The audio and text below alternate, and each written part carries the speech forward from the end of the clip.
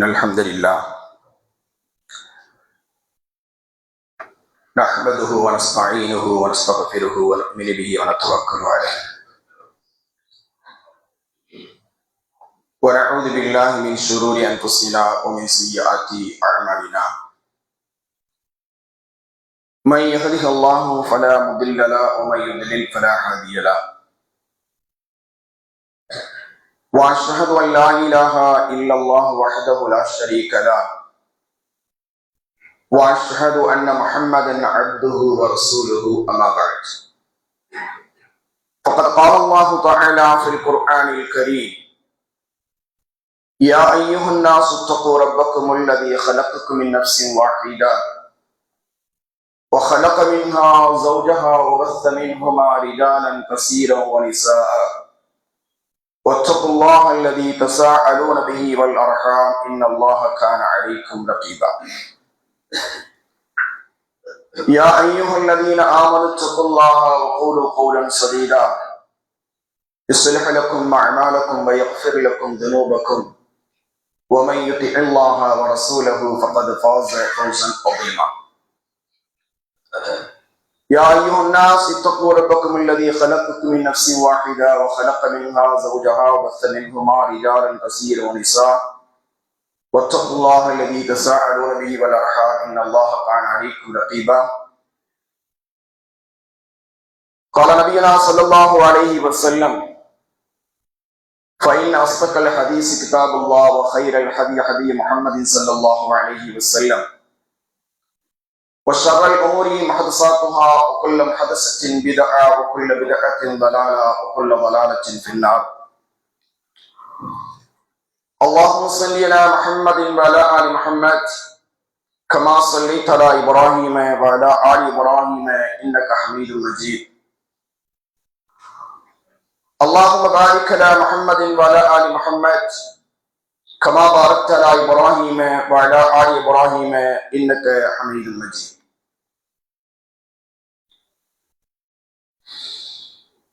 எல்லா புகழும் புகழ்ச்சியும் ஏக வல்லவனாம் அல்லாஹ் ஜல்லஷானஹு தஆலா ஒருவனுக்கு உரித்தாகட்டுமாக. அவனுடைய சாந்தியும் கருணையும் அவனின் இறுதி தூதர் நம் உயிரினும் மேலான நபிகள் நாயகம் ஸல்லல்லாஹு அலைஹி வஸல்லம் அன்னவர்கள் மீதிலும்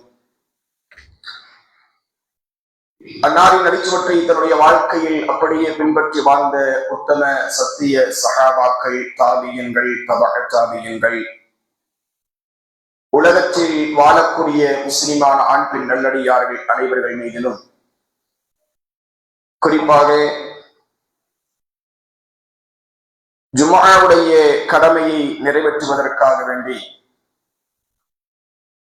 அல்லாஹுடைய அழைப்பை ஏற்று அவனுடைய பள்ளிக்கு விரைவாக வந்திருக்கக்கூடிய நம் அனைவர்கள் மீதிலும் இன்ஷா அல்லாஹ் இனி வரக்கூடிய அத்தனை நபர்கள் மீதிலும் எல்லாமல்ல அல்லாஹ் ஜல்லஷானஹு தஆலா உடைய சாந்தியும் கருணையும் என்றென்றும் மீண்டும் நிலவற்றுமாக. கண்ணியத்திற்குரிய எல்லாமல்ல அல்லாஹுவின் நல்லடியார்களே, அன்பிற்கினிய சகோதரர்களே, சகோதரிகளே, தாய்மார்களே, அல்லாஹுடைய அருள் பொங்கும் புனிதமிக்க இந்த ரமலானுடைய மாதத்தில் நோன்பு நோற்றவர்களாக ஜும்ஆவுடைய கடமையை நிறைவேற்றுவதற்காக வேண்டி நாம் எல்லோரும் இங்கே ஒன்று கொண்டு இருக்கிறோம். அல்லாஹுடைய அன்பையும் அருளையும் பெற்றுத் தரக்கூடிய இந்த புனிதமிக்க ரமலானுடைய மாதம் இன்ஷா அல்லாஹ் இன்னும் ஒரு சில தினங்களில் நம்மை விற்றும் விடைபெற இருக்கிறது. ஒரு மாத காலம் நாம் நோன்பிருந்ததின் மூலமாக நாம் என்ன பாடங்களையும் படிப்பினைகளையும் பெற்றுக்கொண்டோம். இந்த ரமலானுடைய மாதத்தில் அல்லாஹ் நம்மிடத்தில் எதை எதிர்பார்த்தானோ அதை நாம் அடைந்து கொண்டோமா என்கின்ற சுய பரிசோதனையோடு இந்த நேரத்தில் நாம் அல்லாஹுவை வணங்குவதற்கு கடமைப்பட்டிருக்கிறோம். அல்லாஹ் இந்த மாதத்தில் நம்மிடத்தில் எதை எதிர்பார்த்தான், தக்வா என்று சொல்லக்கூடிய அந்த இறையச்சத்தை அல்லாஹ் எதிர்பார்த்தார். அதற்காக வேண்டிதான் நான் நோன்பையே கடமையாக்கினேன் என்று அல்லாஹ் ரப்பல் ஆலமீன் சொல்லி காட்டுகிறார். அப்படிப்பட்ட அந்த இறையச்ச நம்மிடத்தில் வந்து விட்டதா? நாம் அதற்கு தகுதி உடையவர்களாக ஆகிவிட்டோமா? எல்லா நிலைகளிலும் நான் இறையச்சத்தோடு வாழ்வதற்கு முற்பட்டு விட்டேனா என்ற கேள்வி நமக்கு நாமே கேட்கக்கூடிய ஒரு இறுதி கட்டம் தான் இந்த கட்டம். ஒவ்வொரு வருடமும் ரமதான் நம்மை எதிர்நோக்கி வருகிறது. நாமும் நோன்புக்கான எல்லா தயாரிப்புகளையும் தயார் செய்கிறோம். இஃப்தார் கஞ்சிக்காக வசூல் செய்கின்றோம். மக்களை எல்லாம் அழைத்து இஃப்தார் விருந்து கொடுக்கிறோம். எல்லாம் செய்கிறோம். இறுதி கட்டத்தை நாம் அடைந்து விட்டால் பெருநாளுக்காக நாம் தயாராகி விடுகிறோம். ஆனால் அல்லாஹ் இந்த மாதத்தில் இறுதியில் நம்மிடத்தில் என்ன எதிர்பார்த்தாரோ அந்த எதிர்பார்ப்பை நாம் முன்னே அடைந்து விட்டோமா? அந்த எதிர்பார்ப்பை நாம் முழுமைப்படுத்தி விட்டோமா என்ற கேள்விதான் மிகப்பெரிய ஒரு கேள்விக்குறியாக நம்மிடத்தில் இருக்கிறது. உண்மையில் நாம் அதை அடைந்து விட்டோம் என்று சொன்னால் நிச்சயமாக அல்லாஹ் எதற்காக நம்ம மீது நோன்பை கடமையாக்கினாரோ அதை நாம் சரிவர செய்து விட்டோம் என்று பொருள். அது இல்லை என்று சொன்னால் வெறும் பட்டினியாக கிடந்ததுதான் மிச்சம், வேறு ஒன்றுமல்ல. எனவே இது இறுதியான கட்டம். இன்னும் ஒரு சில தினங்கள், நாளையும் நாளையோ நாளை தினம் சொல்லக்கூடிய நாள், மறுநாள் பெருநாளை கொண்டாட இருக்கிறோம், அல்லது அடுத்த நாள் பெருநாளை கொண்டாட இருக்கிறோம். கண்மூடி கண் திறப்பதற்குள் ரமலான் சென்று விட்டது. ஆனால் அந்த ரமலான் எதிர்பார்த்ததை நாம் பூர்த்தியாக்கி விட்டோமா என்ற கேள்விதான் இந்த தருணத்தில் நமக்கு இருக்க வேண்டும். இறையச்சத்திற்காக பிரார்த்தனை புரிந்து கொள்ளுங்கள் சகோதரிகளே. இந்த நேரத்தில் ஜுமாவுடைய தலைப்பாக ஏற்றம் தரும் ஏழை வரி ஜகாத் என்கின்ற ஒரு தலைப்பின் கீழ் ஒரு சில விஷயங்களை இங்கே நான் எனக்கும் உங்களுக்கும் நினைவுபடுத்திக் கொள்ளலாம் என்று ஆசைப்படுகிறேன். கண்ணியத்திற்குரிய பெருமக்களே, நாம் எல்லோருக்கும் தெரியும், இஸ்லாத்தின் ஐம்பெரும் கடமைகளில் ஒரு கடமை ஜகாத் என்கின்ற கடமை. இதை எல்லோரும் விளங்கி வைத்திருக்கிறோம், அறிந்து வைத்திருக்கிறோம். ஆனால் ஜகாத்தை பொறுத்தவரைக்கும் உண்மையில் நம் சமூகத்தின் நிலை என்ன? நம் சமூகத்தின் நிலை எப்படி இருக்கிறது? தொழுகையுடைய விஷயத்தில் விழிப்புணர்வு பெற்ற அளவிற்கு நாம் ஜகாத்தில் விழிப்புணர்வு பெற்றிருக்கிறோமா? தொழுகைவில்லை என்று சொன்னால் மிக கடுமையான தண்டனை இருக்கிறது.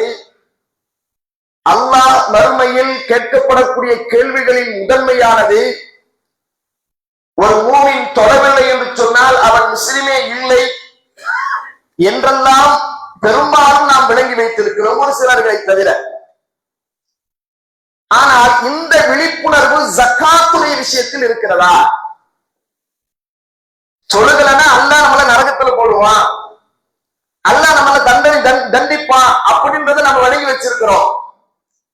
ஆனா செல்வந்தர்கள் ஜகாத்து கொடுக்கவில்லை என்று சொன்னால், ஜகாத்தை பற்றி அறியாமல் இருப்பார்கள் என்று சொன்னால், ஜகாத்தை பற்றி உண்டான அந்த விழிப்புணர்வே இல்லாமல் இருப்பார்கள் என்று சொன்னால், அவர்களுக்கும் தண்டனை இருக்கிறது என்பதை பெரும்பாலும் உணர்வதே இல்லை. ஆனால் குர்ஆன் எப்படி பேசும் தெரியுமா? கிட்டத்தட்ட குர்ஆனை நீங்கள் புரட்டி பார்த்தது என்று சொன்னால் 82 இடங்கள்ல அல்லாஹ் ஜகாத்தை குறித்து பேசுகிறார். பெரும்பாலான இடங்களில் அல்லாஹ் அந்த ஜகாத்தை தொழுகையோடு சேர்த்துத்தான் சொல்லுவான். பெரும்பாலும் அந்த ஜகாத்தை தொழுகையோடு சேர்த்துத்தான் சொல்லுவான். எப்படி? வஅகீமுஸ் ஸலாத் வஆத்து ஸகாத். தொழுகையை நீங்கள் நிலைநிறுத்துங்கள், ஜகாத்தையும் கொடுத்து வாருங்கள். ஏன் ஜகாத்தை தொழுகையோடு சேர்த்து சேர்த்து அல்லாஹ் பெரும்பாலான இடங்களில் சொல்லுகிறான்? அல்லாஹ்வுக்கு செய்ய வேண்டிய கடமைகளை நீங்கள் செய்து விடுவீர்கள். அடியார்களுக்கு செய்ய வேண்டிய கடமை என்று ஒன்று இருக்கிறது. அல்லாஹ்வுக்கு செய்ய வேண்டிய கடமை, அடியார்களுக்கு செய்ய வேண்டிய கடமை என்று இரண்டாக மாற்றம் இருக்கிறது. நான் ஒண்ணு செஞ்சுட்டு ஒண்ணு விட்டு விடுவேன் என்று சொன்னால் அவன் மோமின் அல்ல. அல்லாஹ் அந்த அமலை ஏற்றுக்கொள்ள மாட்டான். நான் தொழுதுட்டேன், நான் ஜகாத்து கொடுப்பதற்கு தகுதியானவனாக நான் இருக்கிறேன், அல்லாஹ் எனக்கு செல்வ செழிப்பை கொடுத்திருக்கிறான், அப்படி என்கின்ற பொழுது நான் ஜகாத்தை வழங்காமல் நான் தொழுதேன் என்று சொன்னால் அந்த தொழுகையும் கூட ஏற்றுக்கொள்ளப்படாது. அல்லாஹ் பாதுகாக்கணும், அல்லாஹ் பாதுகாக்கணும். பெரும்பாலும் தொழுகிறார்கள் செல்வந்தர்கள், ஆனால் ஜகாத் என்று வருகின்ற பொழுது கொஞ்சம் பின்னாடி நிற்கிறாங்க. ஆனா பெரும்பாலான இடங்களில் அல்லாஹ் சொல்லுகின்ற பொழுது முஃமின்களே, நீங்கள் தொழுகையை நிலைநிறுத்துங்கள், அல்லாஹ் உங்களுக்கு வழங்கிய அந்த செல்வத்திலிருந்து ஏழை வரி என்று சொல்லக்கூடிய ஏற்றம் தரக்கூடிய அந்த ஜகாத்தை நீங்கள் நிறைவேற்றி விடுங்கள்.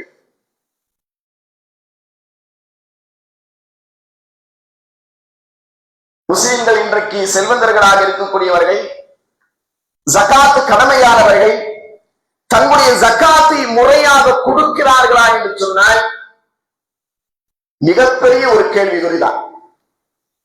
ஜகாத்தை மட்டும் இஸ்லாம் சொல்லக்கூடிய இந்த ஜகாத்தை மட்டும் சரியாக செல்வந்தர்கள் தங்களுக்கு கணக்கிடப்பட்டு அந்த ஹிசாபை, அந்த வரையறையை அவர்கள் சரியாக செய்துவிட்டார்கள் என்று சொன்னால் நிச்சயமாக இந்த சமூகத்தில் ஏழைகள் என்பவர்கள் இருக்க மாட்டார்கள். இன்னைக்கு நம்முடைய சமூகத்துல பார்க்கிறோம், ரமலானுடைய காலகட்டங்கள் வந்துவிட்டால் ரசூலுல்லாஹி ஸல்லல்லாஹு அலைஹி வஸல்லம் அவர்கள் பொருளாதாரத்தை, தர்மத்தை அதிகமாக செய்வார்கள். வேகமாக வீசக்கூடிய காற்றை விட மிக வேகமாக வீசுவாங்க. பொருளாதாரத்தை ஏழை எளிய மக்களுக்கு வாரி வழங்குவார்கள். அதையும் நம்ம செய்யணும், தர்மம். ஆனால் நம்முடைய இஸ்லாமிய சமூகத்தில் இருக்கக்கூடிய பெரும்பாலான முஸ்லிம்களுடைய நிலை எப்படி இருக்கிறது என்று சொன்னால், இந்த ஜகாத்தை சரியாக கொடுக்காததின் விளைவு ஒவ்வொரு வருடமும் அந்த ஜகாத் வாங்கக்கூடியவர்கள் ஜகாத்தை வாங்கக்கூடிய நிலையிலே தான் இருக்கிறார். நமக்கு தெரிந்து இவர் ஜகாத் கொடுக்கக்கூடிய நிலையில் இருந்தார், ஜகாத் வாங்கக்கூடிய நிலையில் இருந்தார், இப்பொழுது மாறிவிட்டார் என்கின்ற நிலைக்கு நாம் யாரையாவது பார்த்திருக்கிறோமா? பெரும்பாலும் பார்க்க முடியாது. வருஷ வருஷம் ஜகாத்தை பெறக்கூடியவர்கள் வந்து இப்ப ஜகாத்தை பெற்றுக் கொண்டுதான் போவார்களே தவிர, இந்த ஜகாத்தின் மூலமாக என்னுடைய வாழ்வை மாற்றி இருக்கிறது அப்படின்ற நிலைக்கு நாம் யாரையாவது கொண்டு வந்திருக்கிறோமா சொன்னா இல்ல. ஏன்? அந்த ஜகாத்தை நம்ம சரியா கொடுக்கிறது இல்லை. எப்படி கொடுப்போம்? ஒரு ஜகாத் என்று சொல்லக்கூடிய அந்த கடமை இவ்வளவு தொகை என்று வந்து விட்டால் நாம் என்ன செய்வோம் அப்படின்னு கேட்டீங்கன்னா, அப்படியே பிரிச்சு பிரிச்சு பிரிச்சு 100, 200, 1000, 500 என்று சொல்லி ஆளுக்கு ஆளுக்கு அப்படி போய் கொடுப்போம். இந்த பெருநாள் காசுன்னு சொல்லுவாங்க, சில ஊர்கள்ல பெருநாள் காசு தருவாங்க. அந்த மாதிரி ஜகாத்தை கொடுத்துருவாங்க. அவருக்கு 100, இவருக்கு 500, அவருக்கு 1000, அவருக்கு 2000 அப்படின்னு சொல்லி இப்படி கொடுப்பார்களே தவிர அதை சரியான முறையில் கொடுப்பார்களா? சரியான முறையில் கொடுத்தால் மிகப்பெரிய ஒரு மாற்றம் ஏற்படும். இஸ்லாம் காட்டக்கூடிய அந்த வழிமுறையின் பிரகாரம் ஜகாத்தை விநியோகம் செய்தால் மிகப்பெரிய மாற்றம் ஏற்படும். அதை நாம செய்யறது இல்லை, அதனால்தான் பெரும் மாற்றமும் ஏற்படுறது இல்லை. அல்லாஹ் பாதுகாக்கணும். அன்பானவர்களே, ஜகாத்தை நாம் முறையாக கொடுத்தோம் என்று சொன்னால் இஸ்லாம் காட்டக்கூடிய அந்த வழிமுறையின் பிரகாரம் நாம் கொடுத்தோம் என்று சொன்னால், இன்றைக்கு 10 பேரே ஜக்காத்தை வாங்கக்கூடியவர்கள் இருப்பார்கள் என்று சொன்னால், அந்த 10 நபர்கள் நம்முடைய மஹல்லாக்களில் ஒரு 10 நபர்கள் ஜக்காத்தை பெறக்கூடிய தகுதியானவர்களாக இருக்கிறார்கள் சொன்னால், அதை நாம் சரியாக அவர்களுக்கு மாத்திரம் நாம் கொடுத்து அவர்களை நாம் சரி செய்வோம் என்று சொன்னால், அவருடைய பொருளாதார விஷயத்தில் நாம் சரி செய்து விட்டோம் என்று சொன்னால், அடுத்த வருடம் அவர்கள் கொஞ்சம் முன்னேற்றம் அடைவார்கள். அதை நம்ம செய்யறது இல்லை. 1000-500 என்று கொடுத்து விட்டு ஜகாத்தை கொடுத்து விட்டேன், அவர் ஜகாத் தகுதியானவர், அதனால் அவர் கொடுத்தேன் அப்படின்னு சொல்லி கடந்து போய் விடுகிறோம். அப்படி கடந்து போய் வந்ததின் விளைவுதான் இப்படி. ஆனால் ரசூலுல்லாஹி ஸல்லல்லாஹு அலைஹி வஸல்லம் காலகட்டத்தில் ஜகாத் எப்படியெல்லாம் வசூலிக்கப்பட்டது, முஆத் இப்னு ஜபல் ரலியல்லாஹு தஆலா அவர்களை யமன் தேசத்திற்கு அனுப்பி வைத்த பொழுது ஜகாத்தை வசூலிக்கக்கூடியவர்களாக அங்கே ஆளுநராக இருந்து கொண்டு அங்கே ஜகாத்தை வசூல் செய்கின்ற பொழுது ஒரு சில காலகட்டங்களிலேயே அங்கே ஜகாத்தை பெறுவதற்கு யாரும் இல்லை என்ற நிலை ஏற்பட்டது. மதீனாவுக்கு அனுப்பிச்சாங்க, இங்க ஜக்காத்தை வாங்குவதற்கு ஆள் இல்ல அப்படின்னு சொல்லி முஆத் இப்னு ஜபல் ரலியல்லாஹு தஆலா அவர்கள் மதீனாவுக்கு தன்னுடைய ஜக்காத்துடைய பொருளை எல்லாம் அனுப்பி வைத்தார்கள். அந்த நிலை நம்முடைய மஹல்லாக்களில் முதலில் ஏற்பட்டிருக்கிறதா? ஊரை விடுங்க, நகர விடுங்க, என்னுடைய மஹல்லாக்களில், நாங்கள் வசிக்கக்கூடிய இந்த மஹல்லாக்களில் இத்தனை பேர் இத்தனை ஆண்டு காலங்களுக்கு முன்னால் ஜக்காத்தை பெறுவதற்கு தகுதியானவர்களாக இருந்தார்கள். இப்பொழுது அந்த நிலை இல்லை என்கின்ற நிலைக்கு நாம் கொண்டு வந்திருக்கிறோமா என்ற கேள்வியை நாம் எழுப்ப வேண்டும். அன்பானவர்களே, ஜகாத், இந்த ஜகாத்தை பொறுத்த வரைக்கும் இன்றைக்கு இஸ்லாமிய சமூகம் கொஞ்சம் பின்தங்கி இருப்பதற்கு 2 காரணத்தை நம்ம சொல்லலாம். ஒண்ணு என்ன அப்படின்னா, தொழக்கூடியவர்களாக இருப்பார்கள், பெரும் செல்வந்தர்கள் தொழக்கூடியவர்களாக இருப்பார்கள். ஜகாத் என்று வருகின்ற பொழுது கொஞ்சம் பின்னால் இருப்பார்கள். என்ன காரணம்னா 2 விஷயம். ஒன்று, பணத்தின் மீது இருக்கக்கூடிய, பொருளாதாரத்தின் மீது இருக்கக்கூடிய அந்த மோகம். ஏன்னா ஷைத்தான் அப்படி ஏற்படுத்துவான், ஷைத்தான் அப்படிதான் ஏற்படுத்துவான். அஷ்ஷைத்தானு யஇதுக்கும் அல்-ஃபக்ர், அல்லாஹ் குர்ஆன்ல சொல்றான், ஷைத்தான் இருக்கிறானே, நீங்கள் ஜகாத்தை கொடுத்தால், தான தர்மங்கள் செய்தால், உங்களுடைய பொருளாதாரத்தை நீங்கள் அல்லாஹ்வுடைய பாதையில் செலவு செய்தால் நீங்கள் ஃபகீராகி விடுவீர்கள், உங்களுக்கு வறுமை ஏற்பட்டுவிடும் அப்படின்னு செய்தால் உங்களுடைய உள்ளத்துல ஊசலாட்டத்தை போடுவார். அதனால நாம சம்பாதிச்ச போல நாம ஜகாத் கொடுத்தா நம்மை விட்டு போய்விடுமே என்று நாம் நினைத்து அதை அப்படியே முடக்கி வச்சிருவோம், கொடுக்க மாட்டோம். இது ஒரு காரணம். 2வது என்ன காரணம் அப்படின்னு கேட்டீங்கன்னா, தொழுகையின் அளவுக்கு ஜகாத் வலியுறுத்தப்படவில்லை என்று அவர்களாக நினைத்துக் கொண்டிருக்கிறார்கள். எப்படி காலம் முழுக்க தொழுகை தொழுகை தொழுகை என்று பேசுவோம், ஜகாத் எப்போ பேசுவோம்? ரமலான் மட்டும்தான் பேசுவோம். அதனால் என்ன நினைக்கிறார்கள் மக்கள் என்றால், ஜகாத் என்பது அவ்வளவா வலியுறுத்தப்படல அப்படின்ற மாதிரி நினைத்து அந்த ஜகாத்தை பற்றி பெரும்பாலும் செய்வதில்ல, அலட்டிக் கொள்வதே இல்லை செல்வந்தர்கள். இந்த 2 காரணம். ஆனால் அல்லாஹ் ரப்பல் ஆலமீன் இந்த ஜகாத் என்கின்ற இந்த வார்த்தையே அதற்கான அர்த்தத்தை நாம் அகராதியில் பார்க்கின்ற பொழுது அதுக்கு என்ன அர்த்தம் தெரியுமா? ஜகாத் என்று சொன்னாலே வளர்ச்சி என்று பொருள். ஜகாத் என்று சொன்னாலே வளர்ச்சி, தூய்மை, இதெல்லாம் அதுக்கு அர்த்தம். அப்ப நாம கொடுக்கக்கூடிய அந்த பொருளாதாரம் வளர்ச்சி அடையுமா என்று சொன்னால் நிச்சயமாக வளர்ச்சி தான் அடையும், குறைவை ஏற்படுத்தாது. நாம் கொடுக்கக்கூடிய அந்த ஜகாத்தின் மூலமாக நம்முடைய பொருளாதாரம் தூய்மை அடையுமா என்று சொன்னால் தூய்மை அடையும். அதனால்தான் தஸ்கியா என்று சொல்லுவார்கள். தஸ்கியா என்று சொன்னாலே உள்ளத்தை தூய்மைப்படுத்துவது. அதே போலதான் ஜகாத் என்று சொன்னாலே பொருளாதாரத்தை தூய்மையாக்குவது. அப்ப நாம் சம்பாதித்த பொருளாதாரம் தான் அது எப்பொழுது நம்மிடத்தில் அது தூய்மையாக வருகிறது என்று சொன்னால், தூய்மையாக ஆகிறது என்று சொன்னால் அதற்கான ஜக்காத்தை சரியாக கொடுக்கின்ற பொழுதுதான். சரி, இந்த ஜக்காத்தை கொடுக்க வேண்டும் என்கின்ற கட்டளை சூரத்து தௌபாவை அல்லாஹ் ரப்பல் ஆலமீன் பல இடங்களில் ஆழமாகவும் அழுத்தமாகவும் சொல்லுகின்றார். எந்த அளவுக்கு அல்லாஹ் சொல்லுகிறான்?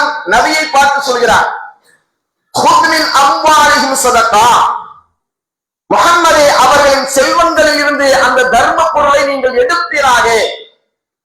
குத் என்று சொன்னாலே பிடியுங்கள், எடுங்கள் என்று அர்த்தம். வாங்குங்க கூட என்ன சொல்லல. அல்லாஹ் என்ன சொல்றான்? குத் மின் அம்வாலிஹிம் ஸதகா, அவருடைய பொருளாதாரத்திலிருந்து அந்த சதக்காவுடைய பொருளை நீங்கள் எடுங்கள். அதன் மூலம் அவர்களை தூய்மைப்படுத்தி பரிசுத்தப்படுத்துங்கள்.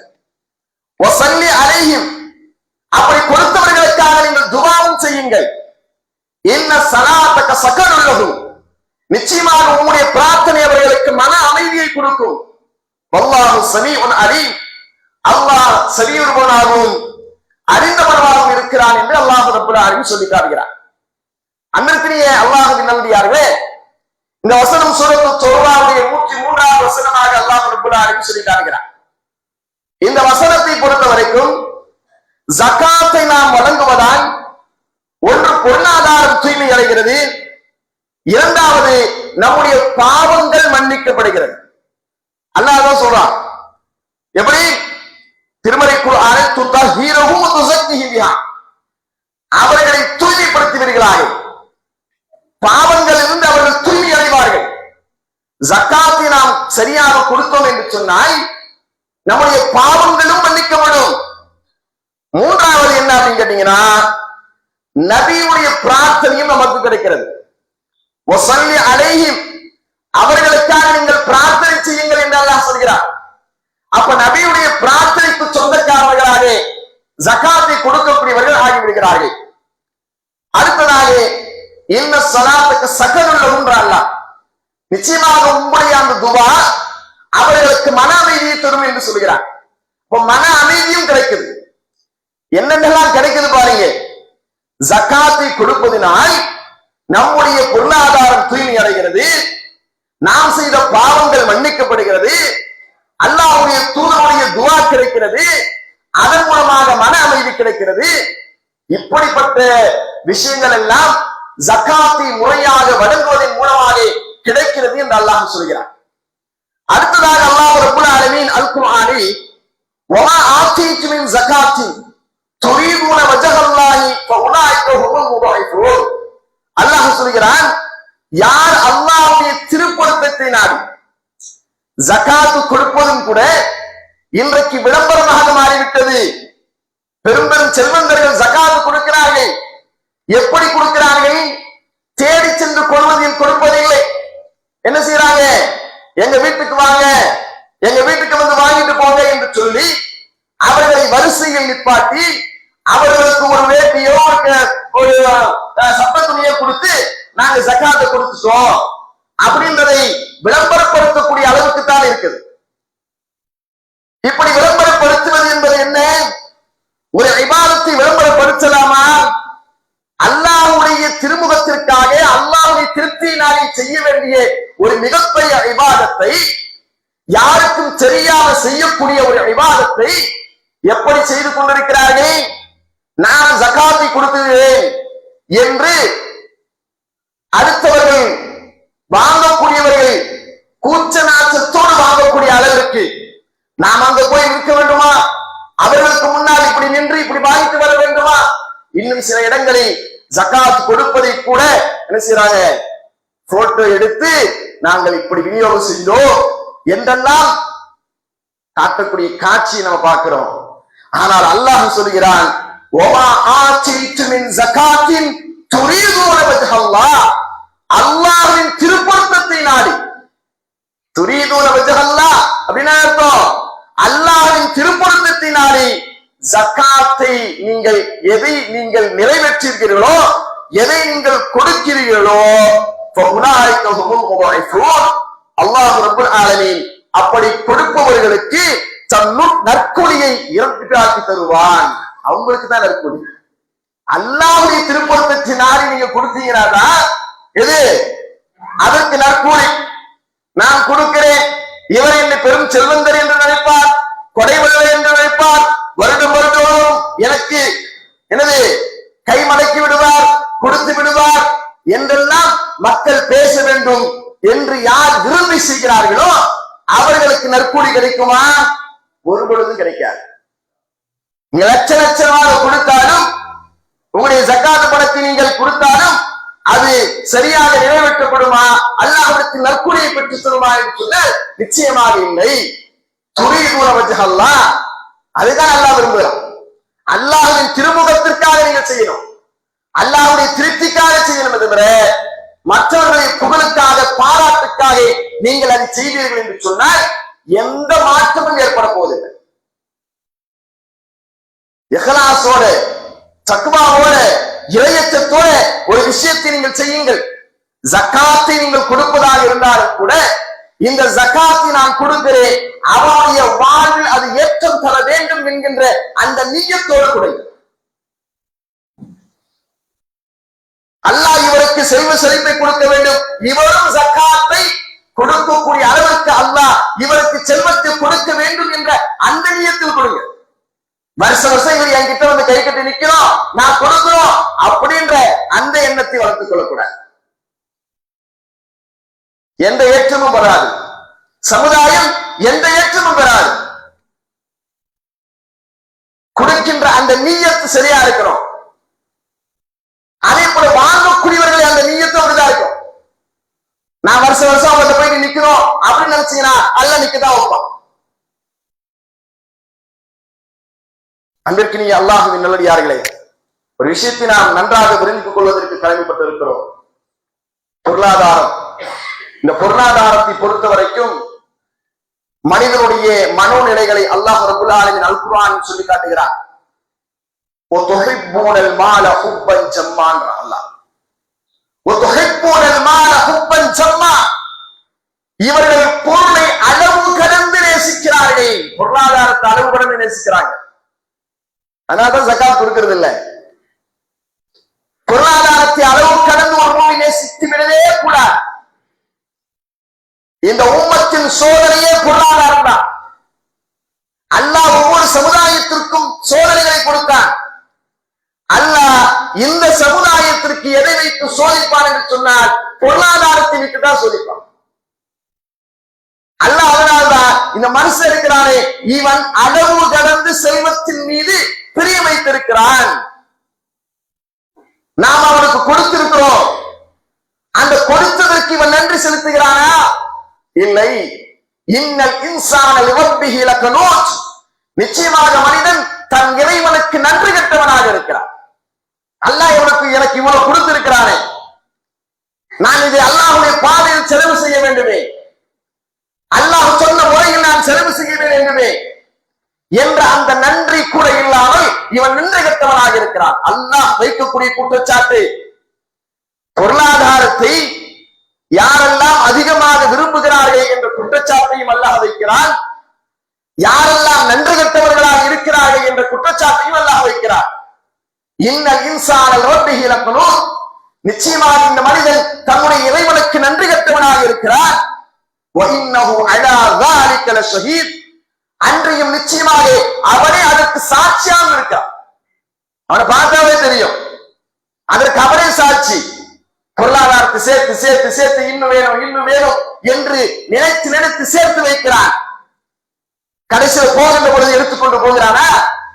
ஒண்ணுமே இல்லையே, வெறும் கையோடு தானே போகிறான். அன்பானவர்களே, ஒரு விஷயத்தை நன்றாக புரிந்து கொள்ளுங்கள். பொருளாதாரம் என்பது அல்லாஹ் நமக்கு கொடுத்திருக்கக்கூடிய சோதனை.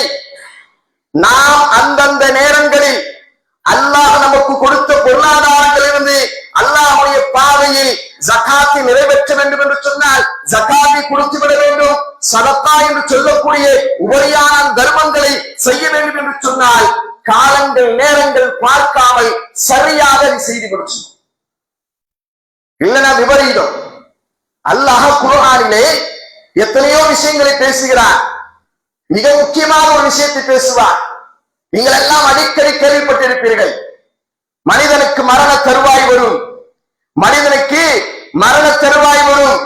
அப்படி மரண தருவாயை அல்லாஹ்விடத்தில் சில அவகாசத்தை கேட்பான் மனிதன், இல்லையா? மனுஷன் அல்லாஹ்விடத்தில் அவகாசத்தை கேட்பான். எதற்கு கேட்பான் தெரியுமா? அல்லாஹ் குர்ஆனை சூரத்துல் முனாஃபிகூன் என்று சொல்லக்கூடிய அந்த அத்தியாயத்தில் அல்லாஹ் சொல்கிறார். அல்லாஹ் சொல்கிறான், யா அய்யுஹல்லதீன ஆமனூ அன்ஃபிகூ மிம்மா ரஸக்னாக்கும் மின் கப்ல் அன் யஅதி அஹதக்குமுல் மௌத். அல்லாஹ் சொல்றான், ஈமான் கொண்ட விசுவாசிகளே, நான் உங்களுக்கு கொடுத்தவற்றிலிருந்து நீங்கள் அல்லாஹ்வுடைய பாதையில் நீங்கள் தர்மம் செய்யுங்கள் என்று அல்லாஹ் சொல்லிவிட்டு, எப்போ மின் கப்லி அன் யஅதி அஹதக்குமுல் மௌத், உங்களுக்கு மரணம் வருவதற்கு முன்னால் இது செய்து விடுங்கள். இப்ப செய்யலாம், நாளைக்கு செய்யலாம் என்று நீங்கள் காலதாமதப்படுத்தாதீர்கள். அல்லாஹ் உங்களுக்கு இப்பொழுது வழங்கி இருக்கிறாரா, அதை என்ன செய்யுங்க? தான தர்மங்கள் செய்யுங்கள், ஏழை எளிய மக்களுக்கு கொடுத்து விடுவோங்கள், அல்லாஹ்வுடைய பாதையில் உங்களுடைய பொருளாதாரத்தை செலவு செய்யுங்கள் என்று அல்லாஹ் சொல்லிவிட்டு அல்லாஹ் ஒரு வார்த்தையை சொல்கிறான். எப்படி? ஃபயகூல ரப்பி லௌலா அஹர்தனி இலா அஜலின் கரீம். கடைசி நேரத்துல மனுஷனுக்கு மரணம் என்று ஒன்று இருக்கிறது. குல்லு நஃப்ஸின் தாயிகத்துல் மௌத், ஒவ்வொரு ஆத்மாவும் மரணத்தை சுவைத்துத்தானே தீர வேண்டும். அதிலிருந்து யாருக்கும் விதிவிலக்கு இல்லையே. நபிமார்களுக்கு கூட அல்லாஹ் விதிவிலக்கு தரலையே. அவர்களும் அந்த மரணத்தை சுவைத்துத்தானே தீர்றாரே. அப்படிப்பட்ட அந்த நேரம் வருகின்ற பொழுது மனிதன் அல்லாஹ்விடத்தில் கேட்கக்கூடிய கேள்வி என்ன தெரியுமா? அல்லாஹ்விடத்தில் கேட்கக்கூடிய துஆ என்ன தெரியுமா? ஃபயகூல ரப்பி லௌலா அஹர்தனி இலா அஜலின் கரீம். யா அல்லாஹ், எனக்கு கொஞ்ச நாள் அவகாசம் கொடு, கொஞ்சம் அவகாசம் கொடு யா அல்லாஹ், இப்போ வந்துடுறேன். எதுக்கு? ஃபஅஸத்தக வஅகும் மினஸ் சாலிஹீன். நான் சேர்த்து வைத்த எல்லா பொருளாதாரங்களையும் உன்னுடைய பாதையில் சதக்கா செய்துவிட்டு நல்லடியார்களில் ஒருவனாக நான் வந்து விடுகிறேன் யா அல்லாஹ், கொஞ்சம் அவகாசம் கொடு கேட்பான் மனிதன்.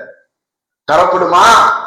அல்லாஹ் இந்த உலகத்தில் 60 ஆண்டு காலங்கள் 70 ஆண்டு காலங்கள் தவணை கொடுத்து கொடுத்து இப்பொழுது திருந்துவான் இப்பொழுது திருந்துவான் என்று அல்லாஹ் எதிர்பார்த்து அவனுடைய தவணை வருகின்ற பொழுது அல்லாஹ்விடத்தில் இவன் தவணை கேட்பான். இவனுடைய அஜல் முடியாகின்ற பொழுது அல்லாஹ்விடத்தில் இவன் தவணை கேட்பான். எதற்கு? நான் தான தர்மங்கள் செய்துவிட்டு வந்து விடுகிறேன் என்று சொல்லி அல்லாஹ்விடத்தில் கையேந்துவான், குழம்புவான். மலக்குமார்கள் அவருடைய தலைமாட்டுக்கு அருகாமையில் மலக்குல் மௌத் வந்து அமர்கின்ற பொழுது கேட்டால் தவணை கொடுக்க விடுமா? யாருக்காவது அல்லாஹ் கொடுத்திருக்கிறானா? யாருக்கும் இல்லையே, யாருக்கும் இல்லையே. ஃபிரௌன் கூட கேட்டாலே, ஃபிரௌனுக்கு எப்படியெல்லாம் சொல்லப்பட்டது. கடலில் மூழ்கடிக்கக்கூடிய அந்த நேரத்தில் நான் மூசாவுடைய ரப்பை ஏற்றுக்கொள்கிறேன் என்று சொன்னானே, அந்த நேரத்தில் அவருடைய பிரார்த்தனை ஏற்றுக்கொள்ளப்பட்டதா? இல்லையே. இந்த நேரத்தில் சேமிச்சு வச்ச சொத்துக்களை எல்லாம் நான் செலவு செய்து விட்டு வந்து விடுகிறேன் என்று சொல்லி அந்த நேரத்தில் மனிதன் அவகாசம் கேட்பான். அல்லாஹ் சொல்கிறான் அடுத்த வசனத்தில், வலை யுஅக்கிரல்லாஹு நஃப்ஸன் இதா ஜாஅ அஜலுஹா. எந்த ஒரு ஆத்மாவிற்கும் அதனுடைய தவணை முடிவடைந்து விட்டால் ஒரு நொடி முந்தவும் மாட்டாது, ஒரு நொடி பிந்தவும் மாட்டாது. கச்சிதமாக மலக்குல் மௌத் அவருடைய உயிரை பிடுங்கி விடுவார், எடுத்து விடுவார், முடிந்துவிடும். அங்க அவகாசம் கேட்டு பயனில்லை சகோதரர்களே. அல்லாஹ் இந்த உலகத்தில் நிறைய அவகாசத்தை கொடுத்திருக்கிறார், நிறைய அவகாசத்தை கொடுத்திருக்கிறார். மரண தருவாயில் அவகாசம் கேட்டால் தரப்பட மாட்டாது என்று அல்லாஹ் திட்டவட்டமாக அல் குர்ஆனில் சொல்லி காட்டுகிறார். எனவே அன்பில் இஸ்லாமிய உறவுகளே, அல்லாஹ் ரப்புல் ஆலமீன் நமக்கு வழங்கி இருக்கக்கூடிய செல்வங்களில் இருந்து நாம் ஜக்காத்தை முறையாக கொடுத்து விட வேண்டும். ஜக்காத்தை தகுதியுடையவர்கள். அதே போன்று அல்லாஹ் நமக்கு பொருளாதாரம் ஒரு விஷயத்தை அல்லாஹ் சொல்கிறார், மூமின்களுடைய பண்பை எல்லாம் சொல்கிறார், அதை நிறைவேற்றிக் கொள்ளுங்கள். ஜக்காத் என்று சொல்கின்ற பொழுது இது செல்வந்தர்களுக்கான ஒரு சாப்டராக இருந்தாலும் கூட மூமின்களுக்கு இன்னொரு கடமை இருக்கிறது. என்ன கடமை? சதக்கா என்று சொல்லக்கூடிய அந்த கடமையும் இருக்கிறது. சதக்கா என்று சொல்லக்கூடிய அந்த உபரியான தான தர்மங்கள் என்று சொல்லக்கூடிய அந்த கடமையும் இருக்கிறது. அல்லாஹ் ரப்புல் ஆலமீன் திருமறை குர்ஆனில் மூமின்களுடைய தன்மையை பற்றி விவரிக்கின்ற பொழுது அல்லாஹ் சொல்கிறான், அல்லதீன யுன்ஃபிகூன ஃபிஸ்ஸர்ராஇ வல் வர்ராஇ. அல்லாஹ் எப்படி சொல்றான்? அவர்கள் எப்படிப்பட்டவர்கள் என்று சொன்னால், வறுமையிலும் செல்வ செழிப்பிலும் தான தர்மங்கள் செய்வார்கள். அது எப்படி வறுமையில் தான தர்மம் செய்ய முடியும்? செல்வந்தராக இருந்தால் தான தர்மம் செய்யலாம். நானே இது அன்றாட காட்சிக்காரன், நான் எப்படி செலவு செய்வது, நான் எப்படி அல்லாஹ்வுடைய பாதையில் செலவு செய்வது? ஒன்றும் இல்லை. நீங்கள் ஹலாலான முறையில் ஒரே ஒரு பேரிச்சம்பளை சம்பாதித்து ஒரே ஒரு பேரிச்சம்பளத்தின் அளவுக்கு நீங்கள் அல்லாஹ்வுடைய பாதையில் தர்மம் செய்தால் அல்லாஹ் தன்னுடைய வலது கரத்தால் அதை அப்படியே வாங்கிக் கொள்கிறான். வாங்கி என்ன செய்கிறான்? உங்களில் ஒருவர் குதிரை குட்டியை வளர்ப்பதை போன்று அல்லாஹ் அதை வளர்த்துக் கொண்டிருக்கிறான். நீங்கள் பார்ப்பீர்கள், நான் செஞ்சது ஒன்றும் பெருசு இல்லையே நீங்க நினைக்கலாம். அல்லாஹ் உங்களுடைய ஹலாலான பொருளாதாரத்திலிருந்து நீங்கள் ஒரே ஒரு பேரிச்சம்பளத்தின் கீற்றின் அளவுக்கு நீங்கள் தர்மம் செய்தாலும் அல்லாஹ் அதை பெற்றுக்கொண்டு கடைசியில் பார்த்தா பெரும் மழையாக இருக்கும், பெருமழையாக இருக்கும். அதனால்தான் நபிகள் நாயகம் ஸல்லல்லாஹு அலைஹி வஸல்லம் தர்மத்தை நீங்க சாதாரணமா நினைச்சிடாதீங்கன்னாங்க. அல்லாஹ் பேசுவான் மறுமையில். அப்படி பேசுகின்ற பொழுது அல்லாஹ் கேட்பான், மனுஷன் அப்படி திரும்பி பார்ப்பான், நரகம் கொதித்துக் கொண்டிருக்கும், ஜுவாலைகள் அப்படியே பற்றி எரிந்து கொண்டிருக்கும். தாங்க ஏதாவது சேமித்து வைத்திருக்கிறோமா? இந்த நரகத்திலிருந்து பாதுகாப்பதற்கு நேரத்தில் என்ன இருக்கிறது? இப்படியும் இப்படியும் மனிதன் திரும்பி பார்ப்பான். ரசூலுல்லாஹி ஸல்லல்லாஹு அலைஹி வஸல்லம் அவர்கள் இது சொல்லுகின்ற பொழுது அவருடைய கண்களிலிருந்து அப்படியே அனல் பறக்க சொன்னாங்க. இத்தகுல்லாஹ், அல்லாஹ்வை நீங்கள் அஞ்சிக் கொள்ளுங்கள். இத்தகுன்னார், நீங்கள் நரக நெருப்பை அஞ்சிக் கொள்ளுங்கள், நரக நெருப்பை அஞ்சிக் கொள்ளுங்கள். ஒரே ஒரு பேரிச்சம் பழத்தின் கீற்றையே நீங்கள் தர்மம் செய்து அந்த நரக நெருப்பை விட்டு உங்களை நீங்கள் பாதுகாத்துக் கொள்ளுங்கள். அவ்வளவு பெரிய விஷயம் இது. நம்மை நரகத்திலிருந்து காப்பாற்றக்கூடிய விஷயம், அதை மறந்துடக்கூடாது. அன்பிற்கு நீ எல்லாம் அல்ல அல்லாஹ்வின் நல்லடியார்களே, மிக முக்கியமான ஒரு கட்டத்தில் நாம் இருக்கிறோம். ரமலானுடைய இறுதி நாட்களில் இருந்து கொண்டிருக்கிறோம். ரசூலுல்லாஹி ஸல்லல்லாஹு அலைஹி வஸல்லம் இந்த நாட்களில் வேகமாக வீசக்கூடிய காற்றை விட என்ன செய்வாங்களா? தான தர்மங்கள் வாரி வழங்குவார்கள். அல்லாஹ்வுடைய பாதையில் நாம் என்ன செய்யணும்? அல்லாஹ்வுடைய மார்க்கம் எழுச்சி அடைவதற்காக, அல்லாஹ்வுடைய மார்க்கம் உலகம் முழுக்க போய் சேர்வதற்காக நம்மால் முடிந்த பொருளாதாரத்தை, அல்லாஹ் நமக்கு கொடுத்த பொருளாதாரத்தை நாம் அல்லாஹ்வுடைய பாதையில் செலவு செய்ய வேண்டும். ஜக்காத்து தகுதியானவர்கள் ஜக்காத்தை முறையாக கொடுக்க வேண்டும். அன்றைக்கு நீ எல்லாம் அல்லாஹ்வின் நல்லடியார்களே, ரமதானுடைய இந்த இறுதி கட்டத்தில் நாம் செய்த எல்லா அமல்களையும் அல்லாஹ் ஏற்று அதற்கான ஒரு நல்ல நற்கூலியை மறுமையில் நமக்கு அனைவர்களுக்கும் வழங்குவானாக என்ற பிரார்த்தனையோடு என்னுடைய முதல் உரையை வைத்துக் கொள்கிறேன்.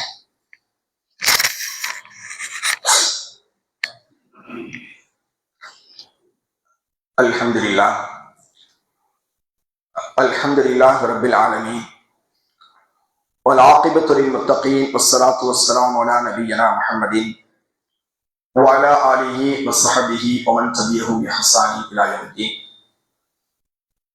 கண்ணியத்திற்குரிய எல்லாம் அல்ல அல்லாஹ்வின் நல்லடியார்களே, அன்பிற்குரிய சகோதரர்களே, பொருளாதாரம் என்பது அல்லாஹ் ரப்புல் ஆலமீன் இந்த சமூகத்திற்கு மிகப்பெரிய ஒரு சோதனையாக ஆக்கி வைத்திருக்கிறார். அல்லாஹ் ரப்புல் ஆலமீன் இதை இருமுகத்தன்மை கொண்டதாக அல்லாஹ் விவரிக்கிறார். பொருளாதாரம் இருக்கிறது, அது இருமுகத்தன்மை கொண்டது. அல்மால் வல் பனூன ஸீனத்துல் ஹயாத்தித் துன்யா, இந்த உலகத்தின் அலங்காரங்கள் என்று அல்லாஹ் சொல்கிறார். பொருளாதாரம், பிள்ளை செல்வங்கள், இவைகள் எல்லாம் இந்த உலகத்துடைய அலங்காரங்கள். இன்னும் வேறொன்று ஆசை இருக்கும், அது அனுபவிக்க வேண்டும் என்கின்ற ஆசையும் ஆர்வம் நமக்கு அதிகமாக இருக்கும். பொருளாதாரத்தை தேடிக்கொள்வதில் உண்டான அந்த ஆசை மிக மிக அதிகமாக இருக்கும். எதுவரை? அல்லாஹ் சொல்கிறார், அல்லாஹ்வுக்கு முத்தகாஹு ஹத்தா ஸுர்துல் மகாபிர். மனிதனுக்கு அவன் வளர வளர இரண்டு ஆசைகள் வளர்ந்து கொண்டே போகுமா. ஒன்று என்ன? ஹுப்புல் மால், பொருளாதாரத்தின் மீது இருக்கக்கூடிய ஆசை. இரண்டாவது அதிகமாக இந்த உலகத்தில் வாழ்நாள் நீடிக்க வேண்டும் என்கின்ற ஆசை. இது ஒவ்வொரு மனிதனுக்கும் இருக்கும். இருக்குதா இல்லையா? ஏன் இன்னும் சொல்ல போனால் இன்னும் ஒரு படி மேலாக சொன்னாங்க, ஒரு மனிதனுக்கு ஒரு தங்க ஆறே ஓடினாலும், தங்கத்திலான ஒரு ஆறே ஓடினாலும் இது பத்தாது, இது போதாது, இது போன்று ஒன்றுக்கு இன்னும் கிடைத்தால் நன்றாக இருக்குமே என்றுதான் மனிதன் நினைப்பான். சரி, ரெண்டு கொடுத்துட்டான்ல, திருப்தி அடைவானா? ரெண்டு தானே ஓடுது, இன்னொன்னு இருந்தா நல்லா இருக்குமே. இப்படித்தான் மனிதனுடைய ஆசை. அது எதுவரை? அவன் மக்பராவை, அவன் கபரை சந்திக்கின்றவரை இந்த நிலைதான் இருந்து கொண்டே இருக்கும். அதனால தான் அல்லாஹ் சொல்றான், அல் மால் வல் பனூன ஸீனத்துல் ஹயாத்தித் துன்யா. பொருளாதாரமும் பிள்ளை செல்வங்களும் இந்த உலகத்தின் அலங்காரங்கள். அதை பார்த்து நீங்க ஏமாந்துடாதீங்க. அடுத்த அல்லாஹ் இன்னொரு பாயிண்ட்ல இப்படி சொல்கிறான், வயலமோ அன்னமா அவ்வானுக்கும் அவுனாதுக்கும் ஃபித்னா. அறிந்து கொள்ளுங்கள், உங்களுக்கு வழங்கப்பட்டிருக்கக்கூடிய பொருளாதாரமும் பிள்ளை செல்வங்களும் உங்களுக்கான ஃபித்னா, சோதனை என்ற அல்லாஹ். ஃபித்னாக்கு அர்த்தம் ரெண்டு இருக்கு, குழப்பம், சோதனை. இங்க நமக்கான சோதனை. அப்போ இந்த ரெண்டை நாம் எப்படி பயன்படுத்துகிறோம் என்பதை வைத்துத்தான் நாம தப்பிக்க முடியும் மறுமையில. அதை அலங்காரமாக பார்க்க போகிறோமா அல்லது அதை நாம் சோதனையாக பார்க்க போகிறோம்? சோதனை என்கின்ற அந்த ரீதியில் நீங்கள் எடுத்துக்கொண்டால் நாம் தப்பித்து விட்டோம். அல்லாஹ் நமக்கு கொடுத்து சோதிக்கிறான் அல்லது எடுத்து சோதிக்கிறான். அப்படி நினைச்சோம்னா நாம் அதை சரியா எழுதுவோம். இல்ல, இந்த உலகம் அதை வைத்துத்தான் இயங்கிக் கொண்டிருக்கிறது, அது இல்லாட்டி ஒண்ணு இல்ல அப்படி நீங்க நினைச்சீங்கன்னா பெரிய சிக்கல்ல மாட்டிடுவோம், பெரிய சிக்கல்ல மாட்டிடுவோம். ஏன்னா நாளை மறுமையில் உங்களுக்கான கேள்வி அல்லாஹ் ரப்பல் ஆலமீன், நபிகள் நாயகம் ஸல்லல்லாஹு அலைஹி சொல்றாங்க, அல்லாஹ் ரப்பல் ஆலமீன் மறுமையில் 4 விதமான கேள்விகளை ஒவ்வொரு அடியாரிடத்தும் கேட்பான். லா தஸூலா கதமா அபதி ஹத்தா இஸ்அல அன் அர்பஅ ஹிசான். 4 கேள்விகளுக்கு விடை அளிக்காமல் உங்களுடைய பாதங்களை நாளை மறுமை மஹ்ஷர் மைதானத்திலிருந்து கால்களை அசைக்க முடியாது, காலை அசைக்கக்கூடிய முடியாது. உன்னுடைய வாழ்நாளை எவ்வாறு கழித்தாய், உன் வாலிப பருவத்தை எவ்வாறு கழித்தாய். 3வது பாயிண்ட் என்ன தெரியுமா? உன் பொருளாதாரத்தை எப்படி சம்பாதித்தாய். மின் ஐன இக்தஸபஹு வமா அன்ஃபக்தஹு. நீ எவ்வாறு உன் பொருளாதாரத்தை சம்பாதித்தாய், அது எந்த வகையில் செலவு செய்தாய். 2 கேள்வி. அதிலே ஹலாலான முறையில் சம்பாதிச்சுட்டு ஹராமான முறையில் அதை செலவு செய்தாலும் என்ன செஞ்சிடணும்? அல்லாஹ்ட்ட தப்பிக்க முடியாது. அதனாலதான் இந்த பொருளாதாரம் என்பதை ரொம்ப ஜாக்கிரதையா இருக்கணும். அல்லாஹ் கொடுத்துட்டானா அதற்குண்டான அவைகளை நிறைவேற்ற வேண்டிய விதத்தில் நாம் நிறைவேற்றி விட வேண்டும். நாளை மறுமையில் அல்லாஹ் அதை குறித்து கேட்பான் என்று நபிகள் நாயகம் ஸல்லல்லாஹு அலைஹி சொல்றாங்களே. அப்ப அதுல நம்ம ஜாக்கிரதையாக இருந்து கொள்ள வேண்டும். எனவே அல்லாஹ் ரப்பல் ஆலமீன் நமக்கு வழங்கி இருக்கக்கூடிய அந்த பொருளாதாரத்தை நல்வழியில் செலவு செய்து ஜகாத் கொடுக்கக்கூடிய தகுதியானவர்களாக இருந்தால் அந்த ஜகாத்தை யாருக்கு வழங்க வேண்டும் என்று அல்லாஹ் ரப்பல் ஆலமீன் சொல்லி காட்டுகிறானோ அவர்களுக்கு வழங்கி அவருடைய வாழ்வில் ஏற்றத்தை ஏற்படுத்தக்கூடிய ஒரு நல்லதொரு வாய்ப்பை வல்ல ரஹ்மான் நம் அனைவர்களுக்கும் வழங்குவாராக. பதுக்குருல்லாஹ் இது கொடுக்கும் வலதுக்குருல்லாஹில் அக்பர். அல்லாஹு யஅலமு மா தஸ்னஊன்.